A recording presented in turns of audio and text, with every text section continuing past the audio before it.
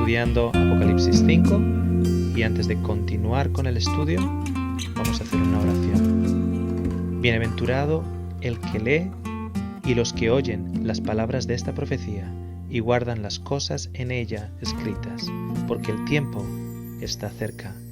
Es por eso, Padre, que te pedimos por tu Santo Espíritu que nos llene, Señor, de discernimiento y sabiduría y que podamos ser atraídos a tu hermoso carácter.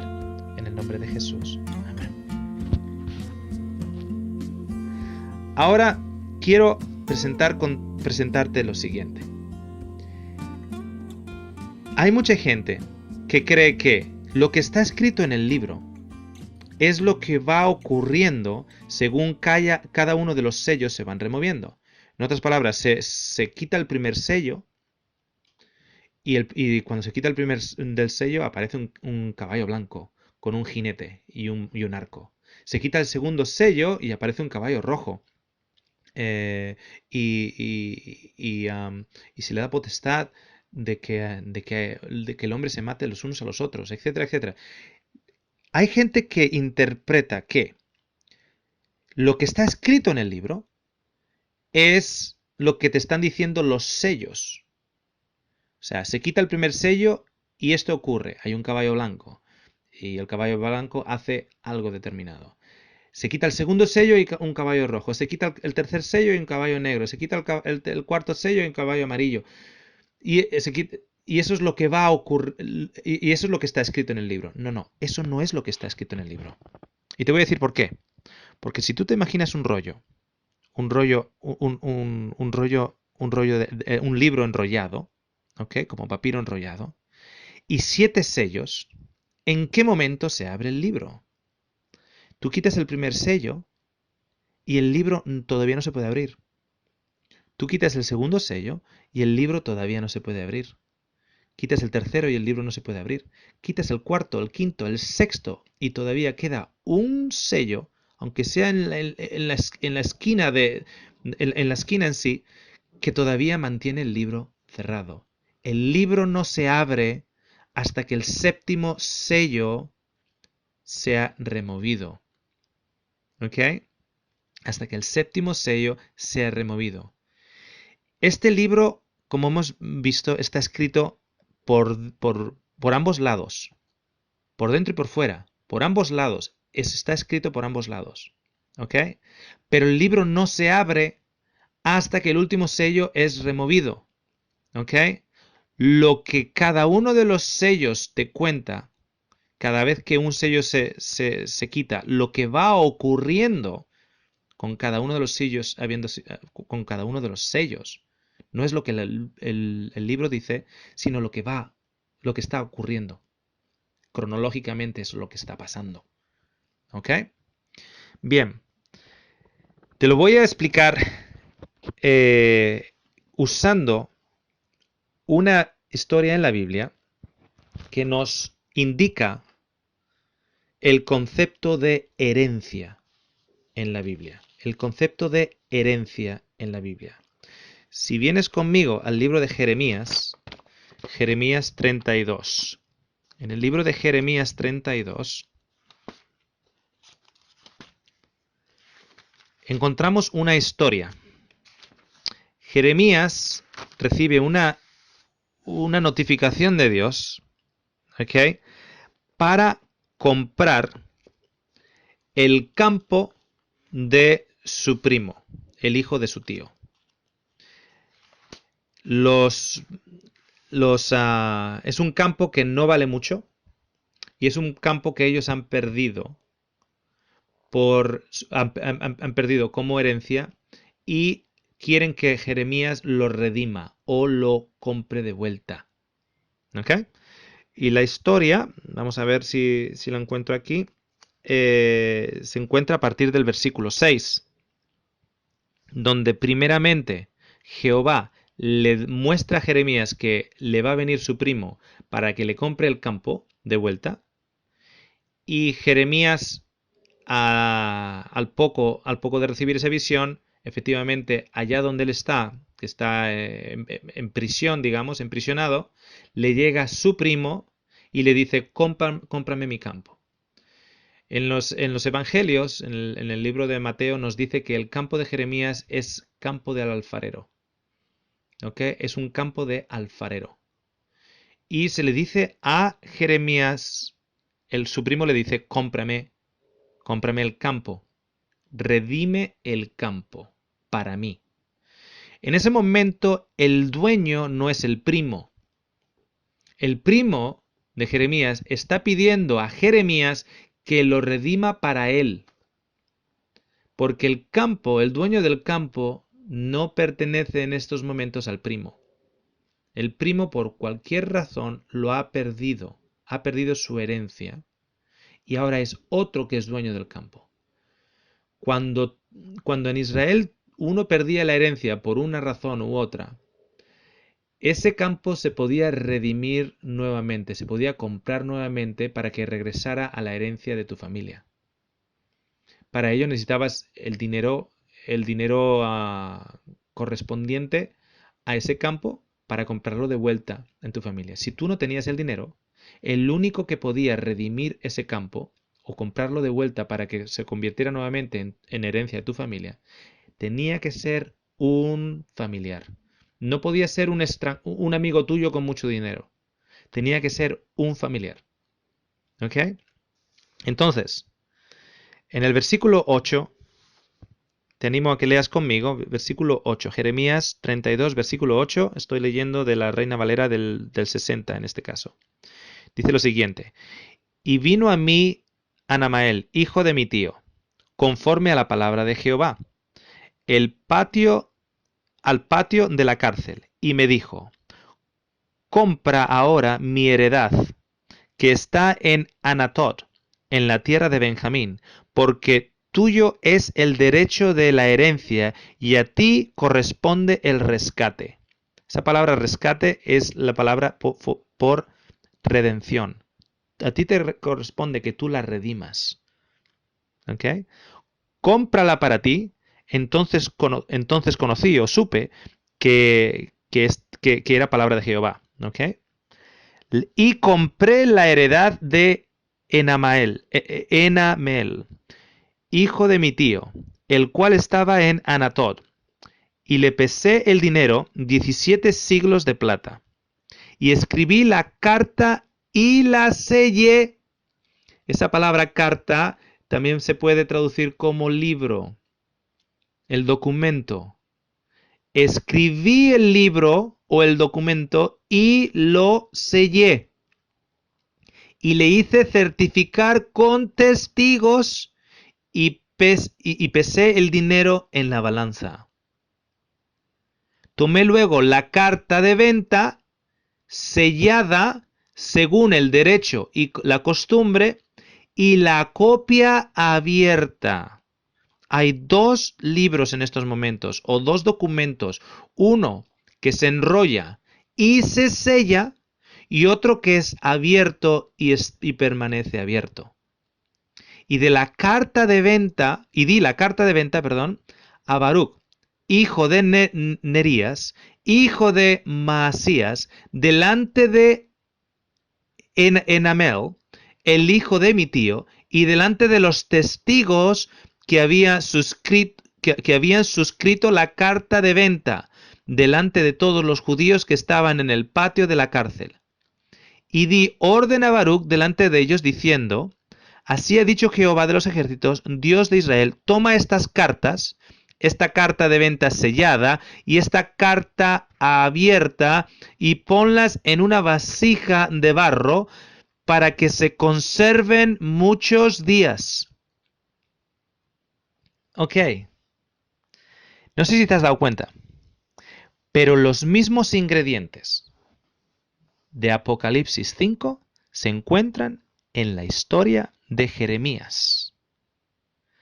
A Jeremías le viene su primo, y su primo ha perdido su tierra de herencia, y su primo no tiene dinero para comprarla de vuelta, entonces no puede ir no puede ir a un amigo rico, tiene que ir a un familiar. Esa es la ley. La ley es que tiene que ser un familiar el que redima o compre de vuelta el campo del alfarero que se ha perdido.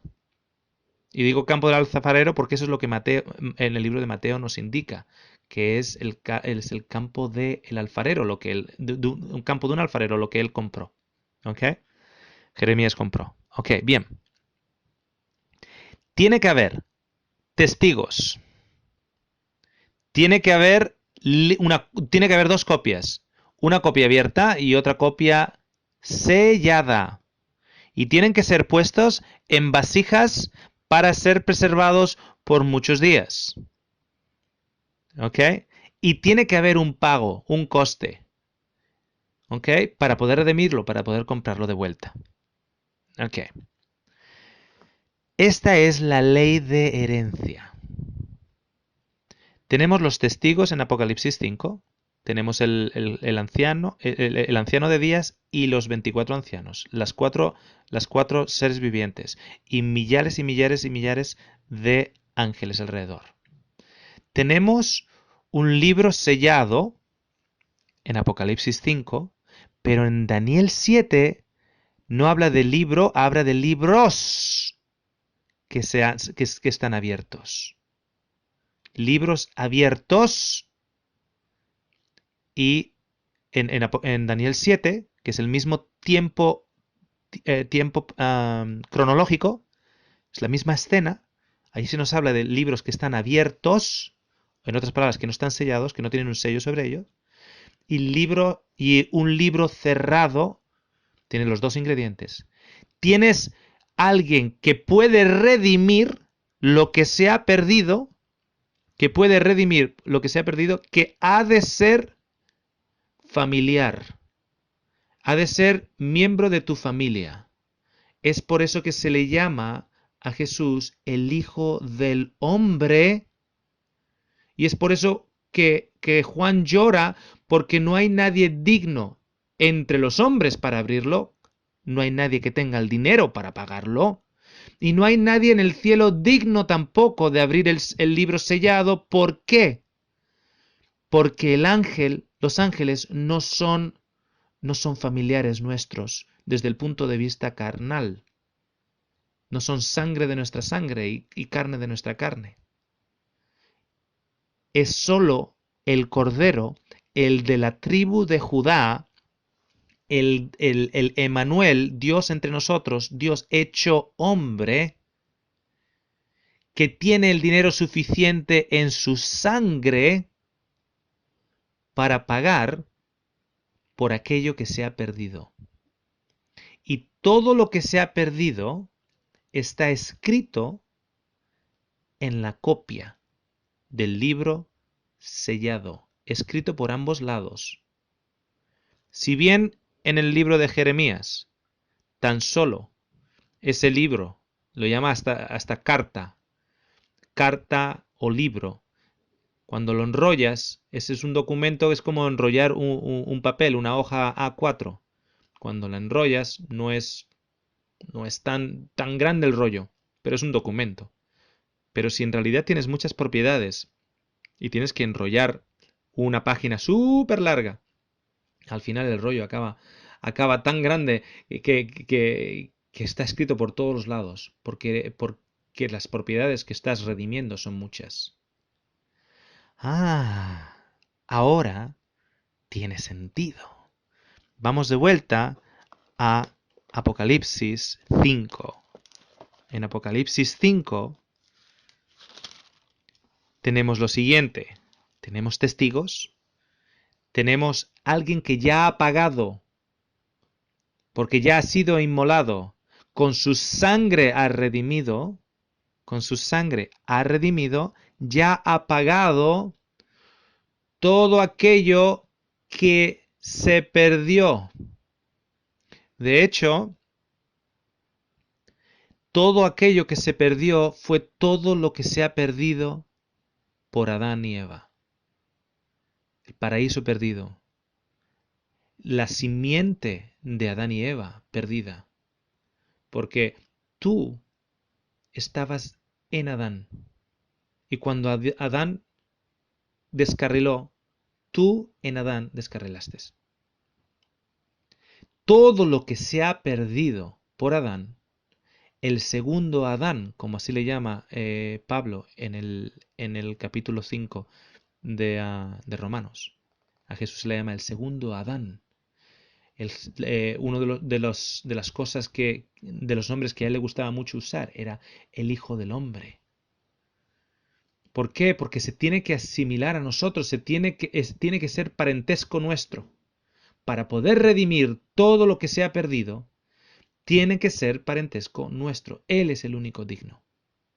Él es el único que con su paga, que tiene el dinero suficiente en este caso. ¿Cuál es el dinero suficiente? El dinero suficiente es su sangre, ¿ok? Para redimir. Fíjate lo que dice en Apocalipsis 5, versículo 12 y 13.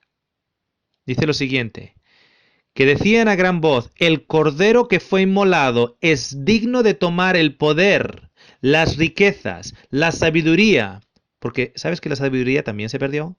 Las riquezas también se perdieron, la fortaleza se perdió, en el ser humano perdió la fortaleza, la honra la perdió, la gloria la perdió y la alabanza. Y dice, y a todo lo creado que está en el cielo y sobre la tierra y debajo de la tierra y en el mar y en todas las cosas que en ellos hay, oí decir, al que está sentado en el trono y al Cordero sea alabanza y honra y gloria y el poder por los siglos de los siglos. ¿Quién declaran esos? ¿Quién declara eso? Toda la tierra, el mar, los aires, todo lo que está bajo la tierra, todo. ¿Por qué? Porque todos ellos y todo ello ha sido redimido, ha sido comprado de vuelta. En otras palabras, el libro sellado contiene en sí el documento de todo lo que se perdió, de todo ser humano que se perdió cuando Adán cayó, de todo el paraíso que se perdió, de todo lo que se ha perdido, está escrito ahí. Y está sellado. Y ahora ha llegado el momento en el cual esos sellos van a empezar a ser abiertos. ¿Ok? Si bien Jesús era digno de abrir esos sellos desde el momento en el cual ascendió al cielo, ¿ok? Desde el momento en que ascendió al cielo después de su crucifixión, él ya era digno de abrir ese libro. Y la presencia de los 24 ancianos ya estaba allí, y los ángeles, y el trono de Dios, etc., y el hecho de que él estaba inmolado, él ya era digno de abrir ese libro en ese momento. Pero cronológicamente el libro no comienza a ser, los sellos no comienzan a ser despegados hasta que el tiempo del juicio, la hora del juicio, en el cual el libro es examinado y los libros son examinados, hasta que esa hora llega. Por eso que a partir de 1844, cuando es decretado el juicio, el juicio de estos libros son abiertos o empiezan a ser, el juicio empieza a rodar, digamos, el juicio empieza a rodar. Hasta ese entonces ese libro no ha permanecido sellado y los sellos no se habían movido. ¿Ok? Quiero mostrarte una cosita. En el... A ver, déjame mirar la referencia en el libro de Mateo de el campo del alfarero. A ver.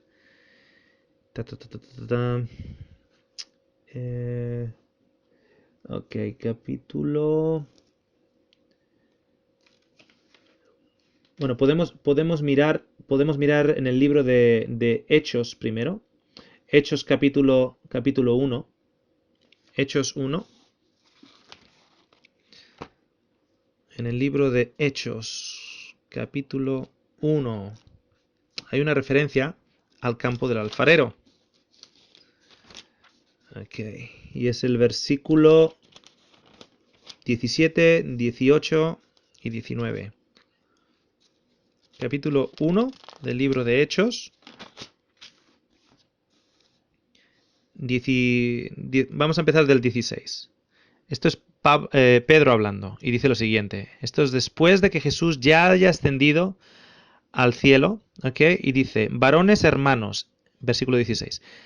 Varones hermanos, era necesario que se cumpliese la escritura en que el Espíritu Santo habló antes por boca de David acerca de Judas, que fue guía de los que prendieron a Jesús y era contado con nosotros y tenía parte en este ministerio. Este pues, con el salario de su iniquidad, adquirió un campo y cayendo de cabeza se reventó por la mitad y todas sus entrañas se derramaron.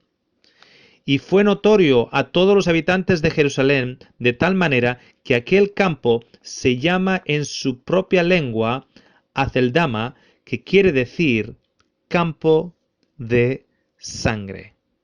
Campo de sangre. Ok, cuando vamos a Mateo 27, encontramos la misma historia con otros detalles. Mateo 27. Como ves, no sé si el micrófono está cogiendo el sonido de cómo van moviéndose las páginas. Espero que tú también las estés moviendo conmigo. ¿Ok?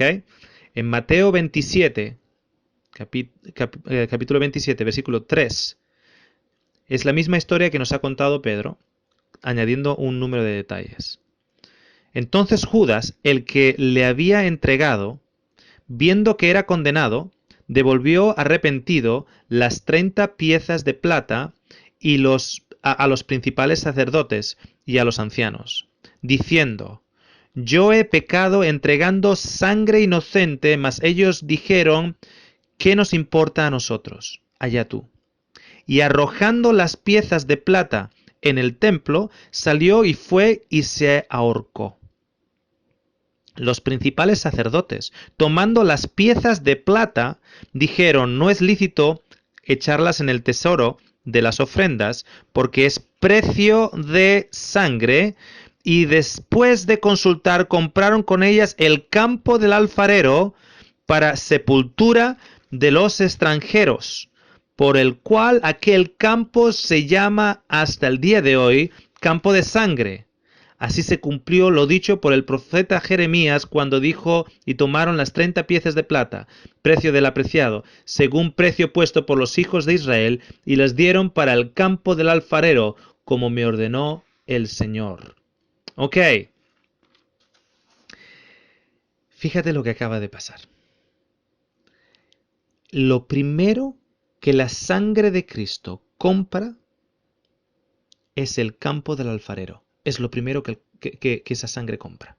El campo del alfarero es lo primero que la sangre de Jesús compra. Bien. ¿Qué es un campo del alfarero? La gente cree que un campo del alfarero es un campo donde hay mucha greda, así como la zona de Pomae, allá en Chile. Mucha greda, mucha arcilla, un campo muy, muy arcilloso, donde los alfareros van y sacan arcilla. Pues bien, déjame decirte que ese no es lo que se conoce como un campo de alfarero. El campo de alfarero es un basurero. Es un basurero. Es donde todos los cacharros rotos, todas las vasijas rotas, los platos rotos, todo aquello que era platos rotos de arcilla, de productos de acera, se tiraban. Recuerda que por aquel entonces no había bolsas de plástico ni cosas del estilo.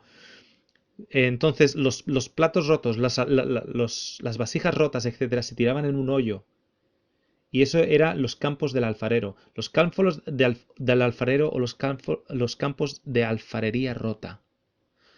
Lo primero que Jesús compra con su sangre es el campo del alfarero. Vasijas rotas. Es lo primero que compró. Vasijas rotas. La Biblia nos dice que Dios es el alfarero y nosotros somos la arcilla. Lamentablemente, por culpa del pecado, nosotros somos platos y vasijas rotas.